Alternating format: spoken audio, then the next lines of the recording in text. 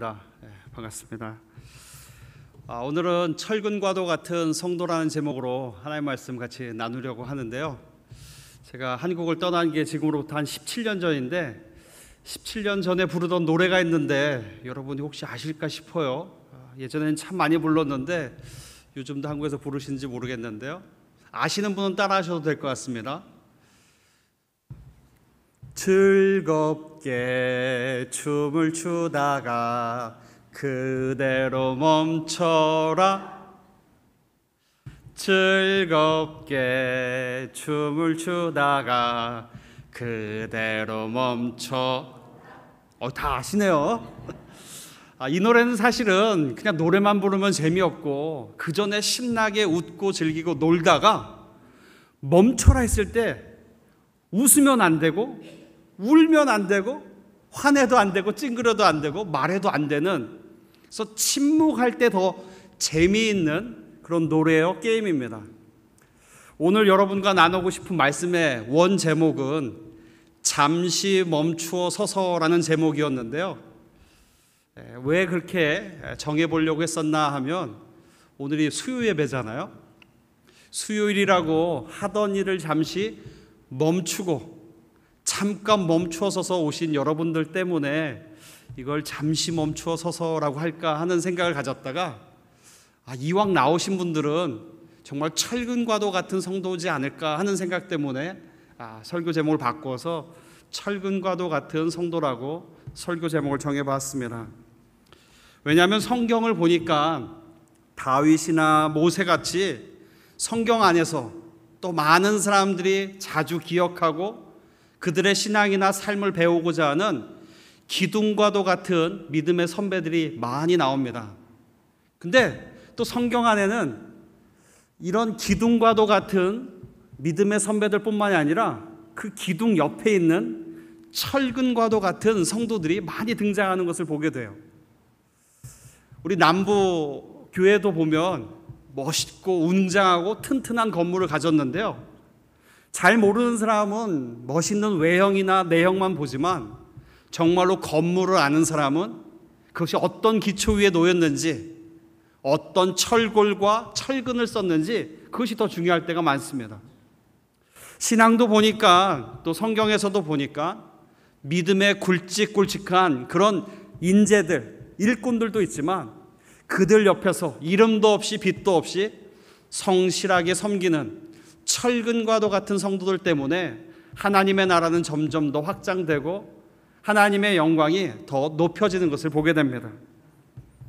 오늘은 그 철근과도 같은 성도님들, 아마 일상의 분주함을 다 내려놓고 3일 저녁이라고 해서 잠시 멈추어 서서 쉼을 가질 수도 있고, 방학이니까 여행을 갈 수도 있고, 피곤하니까 일찍 잠자리에 들 수도 있겠지만 멈추어 서서 그냥 자기 하고 싶은 대로 하는 것이 아니라 몸된 주의 교회에 나와서 하나님 말씀을 듣고 마음의 소원과 기도의 제목을 하나님 앞에 아뢰려고 하는 여러분은 바로 철근과도 같은 성도가 아닐까 하는 생각을 해봅니다. 오늘 본문 말씀은 마가복음에만 등장하는 아주 독특한 내용의 본문입니다. 오늘 말씀을 잘 이해하시려면 사실은 마가복음 14장 전체를 이렇게 훑어보셔야 이게 무슨 내용인가 하는 것을 알 수 있습니다. 그러기 위해서 한번 우리 1절과 2절 말씀을 보도록 하겠습니다. 6월절과 무교절 이틀 전이었다. 지금 시간을, 날짜를 예고하고 있는데요. 여기서 6월절이라는 것은 예수님께서 잡히시기 전날밤이라는 얘기예요. 예수님 돌아가시기 전날에 벌어진 일이 시작되고 있습니다. 대제사장들과 율법학자들은 어떻게 속임수를 써서 예수를 잡아서 죽일까 하는 것을 음모하고 있었는데, 그들은 그 당시 6월절 명절이 곧 시작돼서 설령 우리들이 음모를 꾸고 있는 것이 발각이 되면 반발하는 사람이 있고 소요가 일까 조심조심 은밀하게 하자고 작당을 하고 있는 모습이 등장하고 있습니다. 그리고 나서는 예수님의 죽음을 꼭 예견이라 한 듯이 어떤 한 여인이 정성스럽게 모아놓았던 순전한 나드 한 향유를 가지고 와서 예수님 머리에 부어줬습니다. 제자들은 이거 뭐 하는 짓이냐고 말렸는데 예수님께서는 너무 귀한 일이라고 내버려두라고 또 딴 데 가서 증거하라는 얘기까지 하셨습니다. 또 그 다음에 보니까 예수님께서는 제자들과 마지막 만찬하는 그런 장면들이 등장하고 또 같은 시간 안에 예수님의 제자 중에 하나였던 유다는 어떻게 하면 예수님을 잡아서 넘길까 은돈을 주고받는 은밀한 거래가 진행되고 있습니다. 또 그리고 무교절 전 6월절 전날이 됐을 때는 최후의 만찬 자리에서 너희들이 오는 곳에 내가 가는 곳에 너희들은 못 온다 하는 말씀하시니까 베드로가 저는 어디든 따라갑니다 했더니 예수님께서 너는 닭이 2번 울기 전에 날 3번이나 부인할 거야 하는 얘기도 하셨어요. 그리고 나서 식사를 마친 후에 겟세마네 동산으로 가셔서 예수님은 간절히 나를 위해서 한시도 깨어 있을 수 없겠느냐라는 말씀하시면서 땀방울이 핏방울이 될 정도로 절규하며 이 잔을 내게서 옮기시옵소서 기도하는 장면이 나옵니다. 기도를 마치고 나서 제자들과 함께 이제 때가 되었으니까 나가자 했을 때 가룟 유다가 칼과 몽둥이를 든 그런 군병들과 와서 예수님을 잡으려고 합니다. 그때 예수님의 12 제자들이 가만히 있겠어요? 몸싸움이 있다 보니까 자기도 모르게 칼을 들어서 그 군병 중에 한 명의 귀를 잘라버립니다. 말고라는 사람이었는데요, 예수님께서는 그 상처난 것을 치유해 주세요.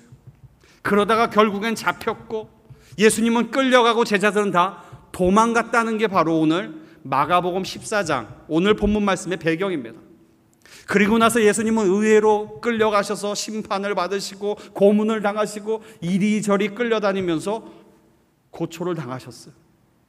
그런데 그런 대목, 아주 중요한 클라이막스로 가고 있고 어떻게 보면 신앙의 눈으로 가장 장엄한 그 순간에 마치 여러분이 분주한 일상 가운데 3일 저녁이 돼서 잠시 멈추어 서서 주의 전을 찾고 잠시 멈추어 서서 하나님 말씀에 귀를 기울이고 잠시 멈추어 서서 나의 마음의 소원과 기도의 제목으로 아래로 오신 것처럼 생뚱맞은 장면이 오늘 51절 1절과 2절에 기록되고 있는 겁니다. 다시 한번 볼까요? 마가복음 14장 51절 52절입니다. 그런데 어떤 젊은이가 맨몸으로 홑 이불을 두르고서 예수님을 따라가고 있었는데요, 그를 잡으려고 하니까 그 젊은 청년이 두르고 있던 홑 이불을 벗어던지고 도망가는데 그 속이 얼구머니나 나는 보았네 그 청년의 빨개 벗은 모습을 보았다 하는 내용이 오늘 성경에 기록되어 있어요. 여러분, 뭔가 이상하지 않습니까? 예수님이 지금 급박스럽게 잡혀가고 있고 신앙적으로는 아주 중요한 내용이라서 자세하게 근엄한 장면이 소개되어 있는데 갑자기 모든 것을 멈춰놓고 잠시 서서 이야기를 꼭 어떤 목적을 갖고 넣은 것처럼 생뚱맞고 어울리지 않는 어떤 청년의 이야기, 빨개 벗고 도망갔던 청년의 이야기가 기록되고 있다는 거예요. 오늘 이 말씀을 저와 여러분이 나누면서 2가지 한번 중요한 질문에 대해서 답을 얻어보려고 합니다. 첫 번째 던지고자 하는 질문은 이 청년이 누구인가 하는 거예요. 빨개 벗고 도망간 이 청년이 누구일까 하는 게 첫 번째 질문이고, 두 번째는 왜 마가복음은 이 마가가 기록했을 텐데 이 중요한 시점에서 갑자기 어울리지도 않는 이 내용을 왜 집어넣는가 하는 이유에 대해서 한번 살펴보고자 하는 겁니다. 역사적으로 이 청년이 누구일까 하는 것에 대해서 많은 축축이 있었습니다. 마가 요한이라는 분도 있었고, 사도 요한이라는 분도 있었고, 또 겟세마네 동산에 사는 어떤 청년이었을 거다 이렇게 추측도 하는데요, 가장 설득력 있는 견해는 이 청년은 마가복음을 기록한 마가 요한이라는 거예요. 왜냐하면 이 내용은 마태, 마가, 누가, 요한 중에 유일하게 바로 여기 마가복음에만 기록되어 있기 때문에 그렇습니다. 여러분 아시는 분은 아시겠지만 이 4개 복음서 중에서 제일 먼저 기록된 것은 마가복음입니다. 그래서 다른 마태나 누가나 요한복음은 마가복음에 있는 내용을 많이 갖다가 인용했어요. 만약에 이 청년의 이야기가 중요했으면 다른 복음서에서도 인용해서 그때 그런 일이 있었지라고 언급할 텐데 다른 복음서에서는 다루고 있지 않습니다. 아마 이 마가복음을 기록한 자기 자신의 이야기이기 때문에 다른 사람은 관심도 없었는데 자기는 관심 있으니까 자기 이야기를 넣었을 거다라고 추측해 보는 겁니다. 이 마가는 어떤 사람이었을까? 이 마가라는 사람의 이름의 뜻은 철퇴와도 같이 강하고 의연하다 이런 뜻이 있어요. 그래서 오늘 철근과도 같은 성도가 저와 여러분을 향한 이야기라면 본문화에서 철근과도 같은 성도는 마가라는 이름의 뜻의 사람을 의미합니다. 그래서 오늘 저는 여러분에게 마가를 좀 소개하고 싶어요. 이 마가라는 사람은 성경 안에서 사도행전 12장 12절에 처음 등장합니다. 성경을 갖고 계신 분은 한번 찾아보시고 제가 대신 읽어드리겠습니다. 이런 사실을 깨닫고서 베드로는 마가라고도 하는 요한의 어머니 마리아의 집으로 갔다. 거기에는 많은 사람이 모여서 기도하고 있었다. 여러분, 마가는 또 다른 이름이 있었는데 요한입니다. 그 당시에는 마가, 요한 이렇게 한 사람한테 이름을 두 개를 붙였는데요. 하나는 히브리식 이름과 하나는 로마식 이름이었어요. 우리가 잘 아는 시몬 하면 누가 떠오르죠? 베드로. 시몬이라는 건 히브리식 이름이고 베드로는 로마식 이름이에요. 또 우리가 잘 아는 사도 바울의 옛날 이름 사울. 이거 역시도 히브리 이름과 로마식 이름 이렇게 두 가지를 갖고 있었던 겁니다. 마가라는 사람은 우리가 잘 알고 있는 사람인데요. 예수님께서 승천하시면서 제자들한테 내가 다시 올 테니까 모여서 깨어서 기도해라 했어요. 그랬더니 120여 명의 예수님의 제자들이 한 곳에 모여서 기도하면서 공동체 생활을 했어요. 그게 어디였을까요? 마가의 다락방이 바로 오늘 주인공인 마가 요한의 집입니다. 오늘 마가복음 14장 51절에도 보니까 어떤 청년 하나가 이불 하나를 덮어 쓰고 왔다 했는데 거기 보니까 그 이불의 종류가 나오고 있습니다. 어떤 종류였죠? 베옷으로 되어 있는 혼이불이다 이랬는데 영어로 보시면 그것이 실크로 되어 있어요. 지금도 실크 이러면 되게 고급 소재인데 2000년 전이에요. 실크는 아무나 입는 옷이 아니라 부유한 집 자제가 입어요. 마가의 다락방, 개인 집의 다락방 2층 집인데 120여 명이 합숙 생활할 수 있을 만큼 넓은 지역이었습니다. 다른 학자들은 추정하기를 예수님께서 마지막 유월절 만찬을 하셨던 장소도 마가의 집이었을 거다 이렇게 추측을 합니다. 자, 마가는 어떤 사람이었을까? 우리가 잘 아는 사도 바울을 제자가 되도록 했던 사람 누구죠? 바나바의 조카이기도 합니다. 마가 요한의 어머니 마리아와 바나바는 오빠 동생 사이였어요. 이와 같이 마가 요한은 부유한 집의 자제였습니다. 여러분도 그런 경험이 있으실 텐데요. 부유한 집 자녀들 특징들이 있겠죠. 1세대들은 열심히 노력하고 근검절약하고 아끼고 하면서 자수성가를 이뤘는데 그래서 돈 귀할 줄도 알고 사람과의 신뢰도 알 줄 아는데 2세들로 태어나면 어때요? 헝그리 정신이 없어서 그런지 다 가진 것 가졌고 마음대로 할 수 있는 그런 자유로움과 또 그런 진취적인 어떤 호기심이나 열심은 있을지 모르겠지만 위험을 경험하면 거기서 쉽게 무너지고 조금 손해난다 이러면 발을 담그려고 하지 않는 그런 유약한 모습이 있지 않습니까? 아마 마가도 그랬던 것 같습니다. 부유한 집에서 자랐고 거기서 정말 걱정 없이 어려움 없이 잘 자라서 그랬는지 조그만 위험 가운데도 쉽게 포기하는 성격이었던 것 같아요. 오늘 본문도 보니까 자기 집에서 예수님과 제자들이 마지막 만찬을 했어요. 그래서 어머니가 장소를 제공했을 뿐만이 아니라 필요한 음식들을 제공했을 겁니다. 그래서 시끌벅적 저녁 만찬을 한 것도 알고 있었어요. 그래서 자기는 자고 있었을 겁니다. 요즘도 잠잘 때 간편한 옷을 입죠. 근데 마가는 빨개 벗고 자는 게 익숙했던 것 같아요. 그래서 자고 있는데 시끌벅적 하던 사람들이 뭐 기도하러 간다고 나갔어요. 그런가 보다 하고 잘 자는데 밖에서 우당탕 쿵탕 싸우는 소리가 나고 아이고 누가 칼을 들었대, 누가 말고라는 사람의 귀를 베었대 하는 소리를 들으니까 그 소문 때문에 쫓아나갔던 거예요. 호기심이 있으니까 궁금한 건 못 참는 마가는 쫓아갔습니다. 그런데 갑자기 군병들이 닥쳐서 예수님을 잡고 예수님의 12 제자는 뿔뿔이 다 흩어져 도망가고, 그래서 자기는 예수님이 어떻게 되나 하고 이불 하나 덮어 쓰고서 따라가는데 군병들이 이 사람 너 예수님 제자 아니야? 라고 붙잡으려고 하니까 깜짝 놀라서 어떻게 했어요? 옷을 벗었는데 빨개 벗었다는 거예요. 성경에는 그 사람의 나이가 등장하지 않습니다만 청년이라고 한 것을 보니까 청소년은 아니고 결혼한 사람은 아닌 것 같으니까 한 20세였을 것 같습니다. 자, 생각해 보세요. 한 20대 청년이, 그것도 집안 어른들이 동네 사람들한테 알려진 집안의 청년이, 물론 깜깜한 밤이었지만 빨개 벗고 다닌 것이 들통났어요. 그럼 동네 어른들이 어떻게 할까요? 흉보고 놀리고, 누구네 집 그 아들이 어제 빨개 벗고 돌아다닌 거 얘기 들었어? 소문났지 않겠어요?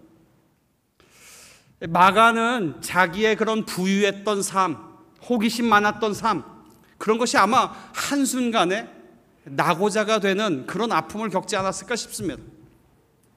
이 마가가 성경에 또 어디 등장하나 보니까 그로부터 한 10년 후에 예수님께서 잡히시던 날밤이니까 아마 AD 30년에서 33년경 일이었을 겁니다.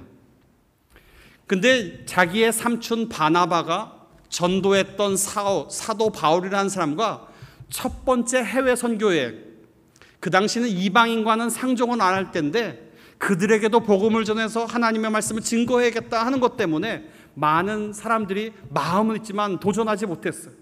근데 자기의 존경하는 삼촌 바나바와 또 사도 바울이 함께 최초로 전도여행을 간다. 거기에 야 조카야, 너 그만 집에 숨어 있지 말고 나랑 같이 하나님의 나라와 영광을 위해서 한번 선교여행 가보지 않을까? 그때 마가는 다시 용기를 내서 호기롭게 그래요, 저도 전도여행 갈게요 쫓아 나섰는데 어땠을까요? 어려움을 겪으니까 내 길은 여기가 아닌가 봐 하고 포기하고 도망갑니다. 그 내용이 사도행전 15장에 2차로 전도여행을 가는 바나바와 바울에 의해서 기록되어 있어요. 그렇게 절친한 동역자였고 함께 동거동락했던 바나바와 바울이 싸워서 헤어졌는데 그 이유가 뭔지 아십니까? 바로 마가 요한 때문이었어요. 그 사람은 하나님 영광을 위해서 헌신해 놓고 말이야, 하나님께서 하시는 그 필요에 순종하지 않고 조금만 어려움 있다고 내뺐던 사람 아니야. 두 번째는 그 사람 가면 고생 봐가지고 또 언제든지 우리를 배신하고 떠날 사람이니까 데리고 가면 안 됩니다. 바울과 바나바가 싸워서 결국에는 그 동역자가 헤어졌어요. 누구 때문에요? 마가 요한 때문에. 그게 언제였을까? AD 65년경이었습니다. 자, 예수님이 돌아가실 때는 AD 30년, 33년경. 1차 전도여행이 갔던 건 AD 47년경. 2차 전도여행은 AD 55년경이었어요. 자, 10년마다 마가 요한은 해보려고 하는데 자꾸 뭐가 꼬이고 막히고 멈추게 됐어요. 인생이 순탄하게 잘 열리면 좋은데 그런가요? 제가 아직 40몇 년밖에 안 살아서 잘 모르는데 우리 어르신들 어떠세요? 인생이 순탄하게 쭉쭉 형통하게 열리시던가요? 아니면 자기가 원튼 원치 않던 멈추어 설 때가 있던가요?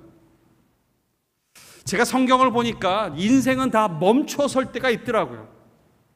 자기가 잘못해서도 멈춰 설 때가 있고, 사고를 당해서도 멈춰 설 때가 있고, 나는 열심히 해봤는데 상황적인 환경 때문에 남에 의해서 멈춰 설 때도 있더라는 거예요. 그런데 그 멈춰 설 때 어떻게 하냐는 믿음의 사람과 믿음의 사람이 아닌 것이 구분이 되더라는 거예요. 자, 한번 따라해 볼까요? 신앙의 사람은 위기 가운데 진가가 드러난다. 똑같이 멈춰서야 될 상황에서 멈추어 선 것 때문에 좌절을 경험하고 낙심을 경험하고 인생의 포기를 경험하고 한탄을 하고 남 탓을 하고 왜 이랬는가라고 불평하는 사람이 있는 반면에, 똑같은 상황에서 어떤 사람은 멈춰 섰기 때문에 내가 무엇을 잘못했는지 나의 삶을 반추해보고, 나의 잘못이 없는 것 같은데도 어려움 때문에 멈춰섰는데 왜 그랬을까 하니까 하나님의 뜻이 무엇일까를 찾아보는 신실한 사람들이 있더라는 거예요. 마치 여러분이 수요일 날 꼭 와야 되는 게 아님에도 불구하고 3일 밤이 돼서 멈추어 서서 집에서 쉬어도 되고 멈추어 서서 하던 일에서 여유를 가져도 됨에도 불구하고 몸된 주의 전에 나와서 하나님 말씀을 듣고 하나님 앞에 마음의 소원과 기도의 제목을 아뢰듣는 것처럼 신앙의 사람은 멈추어 섰을 때가 중요한 것 같아요. 거기서 진가가 나타나기 때문에 그렇습니다. 오늘 본문에 나오는 마가 요한은 어땠을까요? 예수님 당시에 이 사람은 한 20대였을 겁니다. 20대에 자기는 빨개 벗은 것이 동네 사람이 다 아는 창피 수치를 경험했어요. 그로부터 30대가 됐을 때 삼촌이 전도여행에 같이 가자 했을 때 그래 새롭게 시작해보자 하라고 갔는데 막상 자기 마음대로 열리지 않으니까 중도에 포기했었으면, 또 자기가 40대가 되었을 때 삼촌이 어떻게든 선교여행에 참여하고 주의 일에 동참시키려고 했을 때 그것 때문에 삼촌이 동역자와 헤어지는 아픔을 겪었어요.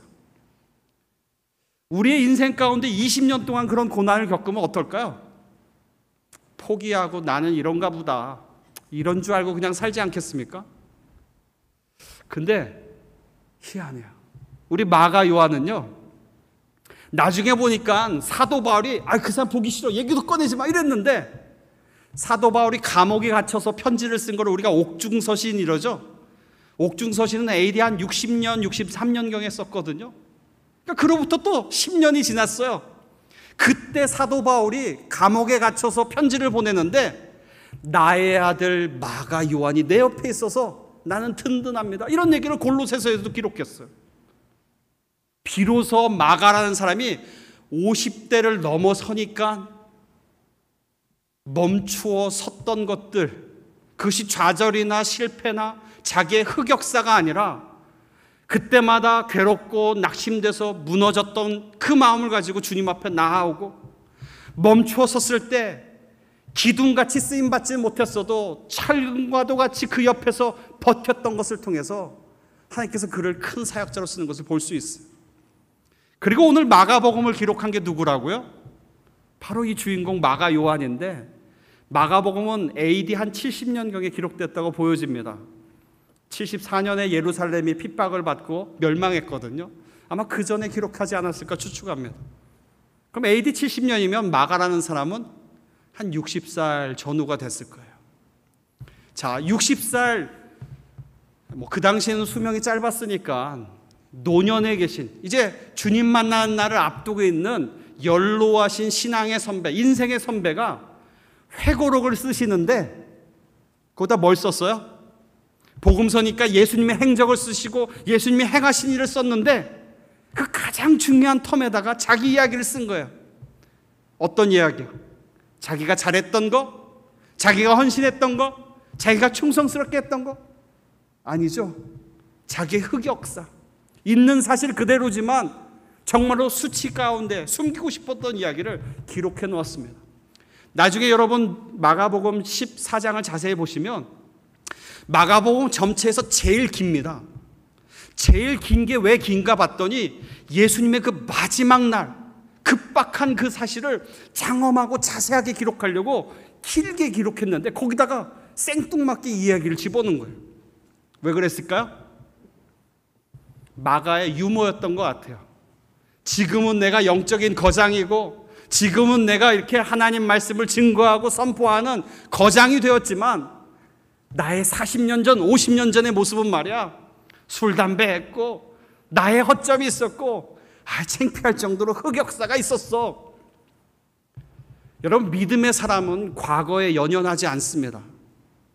과거에 연연하지 않는다고 해서 과거의 잘못을 안 한 것처럼 오리발을 내밀라는 게 아니라 그때 거는 그때 걸로 인정하고 돌이키고 이제는 두 번 다시 반복하지 않는 그런 거룩한 삶, 예수님을 닮는 삶을 살기 때문에 더 이상 과거가 나의 삶을 옥죄거나 발을 걸러 넘어뜨리는 올무가 되지 않는다는 거예요.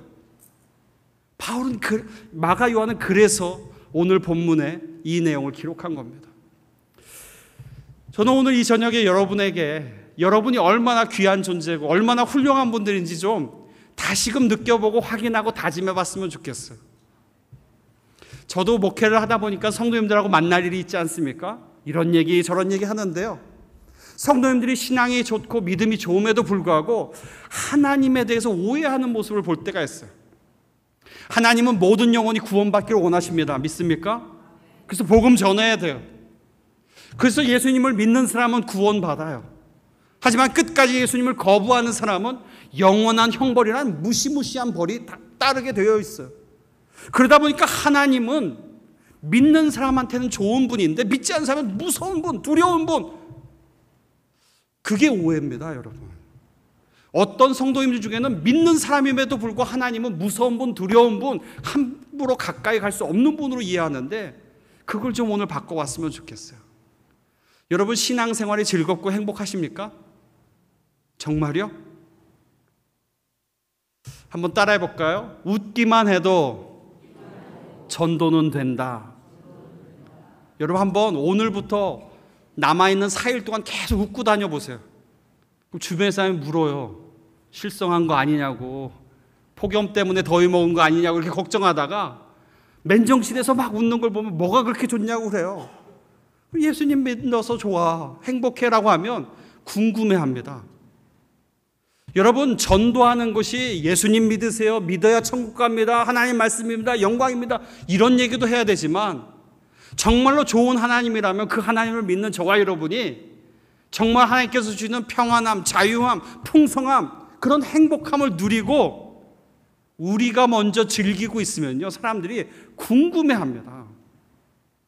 여러분, 헌금한다는 얘기하면 친구들이 궁금해하지 않아요? 야, 교회에서 돈 줘? 너 왜 이렇게 섬겨? 왜 이렇게 베풀어? 아니, 내가 오히려 헌금을 내. 그럼 놀라지 않아요? 저와 여러분, 하나님께서는 저와 여러분에게 먼저 풍성한 삶, 행복한 삶을 주세요. 보세요. 하나님께서 최초의 사람을 만드시고 지었던 장소, 무슨 동산이라고 하죠? 에덴 동산의 뜻이 뭘까요? 낙원입니다. 축제가 있고 행복이 있는 낙원이에요. 하나님께서는 꽃을 지으시고 좋다라고 하셨고, 나무를 지으시고 좋다라고 하시고, 모든 것을 만드시고 좋다라고 하시고, 사람을 만들고 최고 좋아라고 기뻐하셨던 환희가 넘쳤고 기쁨이 넘쳐서 에덴 동산이라고 붙였어요. 우리 예수님도 얼마나 즐거워하시고 기뻐했는지 아세요? 잔치집이 아니면 가지를 않으셨어요. 사람들이 그 당시 예수님을 손가락질했는데 뭘로 손가락질하는지 아세요? 먹기를 탐한다고 했어요. 맨날 잔치집에 와 있으니까. 심지어 죄인들과 세리들의 친구라고, 그 당시에는 전도는 해도 친구는 안 했거든요. 근데 예수님은 자유함이 있고 행복함이 있고 넉넉함이 있으니까 즐겁게 지냈던 거예요. 심지어 예수님은 제자들 한 사람 한 사람 이름을 바꿔주셨어요. 요한과 그의 형제한테 뭐라고 이름을 줘줬죠? 천둥번개소리, 이 벼락같이 막 여기서 시끌벅적 막 왔다 갔다 치고받고 하니까, 야, 너희들은 천둥번개소리라고 줘야겠다, 번개의 아들이라는 이름을 별명 지어줬잖아요. 예수님은 흥이 정말 많으셨던 것 같아요. 그래서 그랬는지 예수님의 제자들도 보면요, 하나같이 행복했어요. 기뻐했어요. 즐거워했어요. 우리 베드로도 고난 가운데 감사함으로 여기고 그것을 기뻐하라고 했고요. 야고보 사도도 고난을 통해서 예수님을 만나니까 더할 나위 없는 기쁨으로 여기라고 했어요. 여러분, 생각해 보세요. 자기는 안 기쁘면서 딴 사람 기뻐하라고 할까요? 말은 맞지만 너나 기뻐해야 하지 않겠어요? 아닙니다. 예수님은 늘 웃고 다녔어요. 성경도 보니까 예수님 웃었다는 성경 구절이 없어요. 근데 예수님이 울었다는 건 있어요. 왜 그럴까요? 예수님 맨날 웃고 다니셨는데 어쩌다 우니까 너무 놀래가지고, 야, 예수님 울었대 써놓은 거예요. 여러분, 신앙생활은 정말 즐겁습니다. 기쁩니다. 감사합니다. 마지못해서가 아니라 정말 하나님께서 우리들의 마음 가운데 풍성함을 주세요. 예수님께서 오신 것은 자녀로 하여금, 양으로 하여금 풍성한 삶을 누리도록, 목마르지 않도록, 차고 넘치는 세상에 줄 수 없는 평안을 맛보도록 하셨다는 거예요. 심지어 지금 예수님 어디 가 계실까요? 하늘나라 가 계십니다. 가서 뭐 하실까요? 예수님께서 하늘나라 가신다니까 제자들이 저도 갈래요, 저도 갈래요 그랬어요. 그랬더니 뭐래요? 나 가는 곳에 너희 못 가. 내가 먼저 가서 너희 올 장소를 예비해 놓을 테니까 하나님 때가 되면 와 그랬어요. 그게 어디예요? 천국이에요. 좋은 곳입니다. 신앙생활은 행복해야 돼요. 여러분 옆 사람과 한번 인사해 봅시다. 행복합시다. 행복해야 영혼 구원도 되고 행복해야 전도가 돼요. 그래서 여러분 웃기만 해도 전도는 되게 되어 있어요. 철근과도 같은 성도가 뭔가 봤더니 두 가지인 거예요. 멈추어 서서 하나님을 바라보고 하나님 음성에 귀 기울이는 거예요. 여러분처럼. 그 다음에 뭘 하냐? 하나님께서 가장 원하시는 행복한 것을 각오하고 다짐하고 결정하셔야 돼요. 여러분 행복해서 행복한 사람보다 안 행복한데 행복한 줄 아는 사람이 더 행복한 거 아십니까? 제가 한 7년 만에 한국을 나오니까요, 저희 어머니 아버지가 제가 너무 좋대요. 이쁘대요. 제가 40이 넘었는데 제 병원 간다니까 어머니 아버지가 두 분이 다 아침부터 목욕하고 준비해서 같이 가겠대. 그래서 이 나이에 어머니 아버지 손잡고 제가 병원 갔습니다. 앞에 식당 뭐 간다니까 아버지가 계속 옷 갈아입고 또 쫓아 나오겠대. 왜 그런가 보니까 이뻐서요. 좋아서요. 여러분 좋으면 방구 냄새도 귀하다고 하죠. 저희 어머니가 그래요. 사람의 어머니, 사람의 아버지도 몇 년 만에 헤어졌다 만나면 이렇게 귀한 줄 알고 이뻐하고 좋아하고 있는 것만으로 기뻐하는데 천부의 하나님께서 여러분을 볼 때 어떨까요? 우리들은 헌금 많이 못해서, 우리들은 하나님께서 사역을 주셨는데 헌신하지 못해서, 하나님께서 하자 할 때 잘 못하는, 순종하지 못해서 자꾸 우리는 못한 걸 생각하고 못할 걸 생각하고 나의 형편없을 얘기하는데 너무 착해서 그래요. 하나님은 아니에요. 있는 것만으로 좋아합니다. 여러분 혹시 마가 요한과 같이 잘못한 게 있으세요? 실수한 게 있으세요? 숨기고 싶은 흑역사가 여러분 과거 가운데 있으세요? 기뻐하시길 바라요. 어떤 분들은 목사님 죄송해요. 제가 친구들과 만나서 술했어요. 얼마 전에 제가 들었던 우리 교회 성도의 얘기입니다. 그래서 제가 뭐라고 했을 것 같아요? 괜찮다고 했어요. 괜찮다. 그때 깜짝 놀라요. 무슨 술 먹어도 괜찮아요? 아니 술 먹어도 괜찮다는 게 아니라 당신이 말한 그 마음이 너무 괜찮아서 괜찮다고 했어요. 먼저 그 사람의 마음을 위로했어요. 격려했어요. 그런 얘기를 나한테 오기까지 얼마나 두려웠을까를 생각하니까 그게 고마워서 괜찮다고 했어요. 그때 그분이 눈물을 핑 흘리더라고요. 그때 얘기했어요. 정말 괜찮아요. 어떤 일이 있어도, 어떤 잘못을 해도, 어떤 사건까지 휘말려도 먼저 얘기해 주는 건 정말 귀한 거예요. 계속 그렇게 해주세요. 잘했어요. 근데 목사님 더 잘못하고 얘기할까 해서 그건 아니에요 했지만 칭찬을 먼저 한 다음에 얘기해 줬어요. 괜찮은 건 당신이 잘못한 게 괜찮은 게 아니라 저를 찾아준 게 괜찮은 거예요. 하나님도 마찬가지입니다. 내가 부족하고 연약하고 못한 걸 가지고 그래서 못 가, 그래서 못 나가, 그래서 하나님 앞에 얘기 못해, 나도 염치가 있지. 아니요. 저와 여러분 어떤 잘못, 어떤 어려움, 어떤 실수, 어떤 흑역사를 갖고 있더라도 하나님 앞에 나오는 것을 하나님께서 무엇보다도 기뻐하세요. 그리고 뭐라고 하실 것 같아요? 이 녀석, 내 그럴 줄 알았어. 너 한번 당해봐. 하나님 절대 그러지 않습니다. 분명히 여러분을 감싸 안으시면서 괜찮아, 괜찮아, 괜찮아. 여러분 이렇게 한번 해볼까요? 저처럼? 전 자주 하거든요. 괜찮아, 괜찮아. 저보고 말고 여러분 스스로 이렇게 하는 거예요. 괜찮아, 괜찮아. 뭘 괜찮을까? 내가 이렇게 잘못했는데 뭐가 괜찮아요? 반문하고 싶잖아요. 하나님 뭐라고 할까요? 그래도 괜찮아. 그래도 괜찮아. 그리고 하나님 무슨 얘기 하실까요? 그래도 내가 너 사랑해, 좋아해. 너 있는 것만으로 네 방구 냄새까지 귀해. 하나님께서 분명히 그러실 거예요. 그럼 우리가 얼마나 미안해. 하나님 근데 내가 이거 잘못했어요. 저거 잘못했는데 그래도 괜찮아요? 그럼 그때 하나님께서 위로해 주신 다음에 우리의 들뜬 마음, 우리의 불안에 떠는 마음, 우리의 어찌할지 모르는 마음을 위로하신 다음에 얘기하시는 거예요. 괜찮아 하고도 그래 그런데 한번 그런 상황에서 이렇게 해보지 않겠니?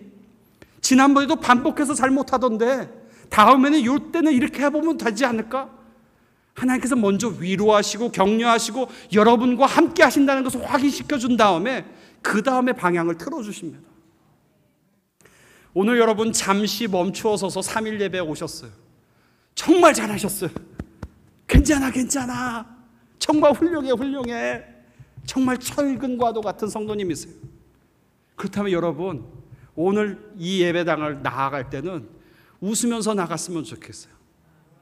저랑 만날 때도 웃겠지만 하나님께서 분명히 여러분이 바쁜 일상 가운데 삶이 녹록지 않잖아요. 경제적으로 어려움이 있잖아요. 가정적으로 속썩이는 가족이 있잖아요. 아직 결혼 안 한 식구가 있잖아요. 취직 안 했는데도 자꾸 노력 안 하는 사람이 있어서 힘들잖아요. 근데 그 마음을 가지고 온 것 자체를 하나님께서는 괜찮아. 사랑하는 아들과 딸아, 괜찮아. 내가 너와 함께 있어. 분명히 약속해 주실 겁니다. 그리고 나서 얘기할 거예요.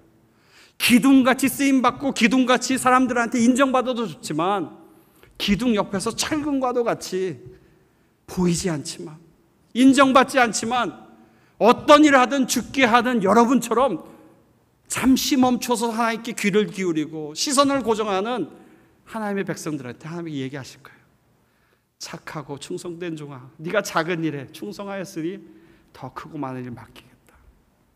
바라기는 오늘 남북교회 사랑하는 성도님들, 저희 장인어른이 여러분과 함께 수년간 사역하시고 이제는 형님 같은 유목사님이 이렇게 어려운 위기들을 잘 극복하면서 하시는 모습 보니까 저도 그런 소망이 생겨서 다시 돌아가면 저희 교회 성도님들하고 철근들이 되도록 열심히 합력하여 선을 이룰 테니까 다음에 와서는 정말 뭔가 저도 보여드릴 테니까 다음에 오실 때는 여러분도 저에게 뭔가 철근과 같은 성도로 이 교회 가운데 하나님 나라 가운데 크게 쓰임받고 있다는 것을 간증할 수 있는 저와 여러분 되길 주님의 이름으로 축원합니다.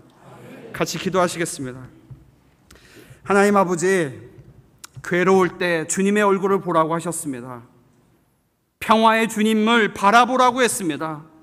세상에서 시달린 친구들아 위로의 주님을 바라보라는 찬양의 가사처럼 우리 사랑하는 수요 예배를 사모하고 주의 존을 사모하는 믿음의 식구들이 하던 모든 일생의 것, 삶의 무게들을 내려놓고 주님 앞에 잠시 멈추어 서서 주님 앞에 시선을 고정하여 싸우니 주님께서 저희들을 어루만져 주시고 괜찮아 위로하시고 격려하실 뿐만 아니라 우리들의 있는 모습 그대로를 기뻐하시고 저희들에게 가장 좋은 것을 가장 좋은 때에 주실 거라는 희망과 소망을 갖고 나아가는 철근과도 같은 성도들에게 역사하여 주옵소서.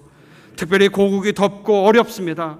아버지 하나님께서 함께하여 주셔서 주님이 주시는 힘과 능력으로 어떤 자리에서든지 상황을 바꾸고 환경을 바꾸고 하나님 앞에 영광 돌릴 수 있는 선함과 거룩함과 정직함으로 소금과 빛의 역할을 감당하는 우리 남북교회 모든 믿음의 식구들 될 수 있도록 은혜 내려 주옵소서. 이 모든 간구 살아계신 예수님의 이름으로 감사하며 기도합니다. 아멘.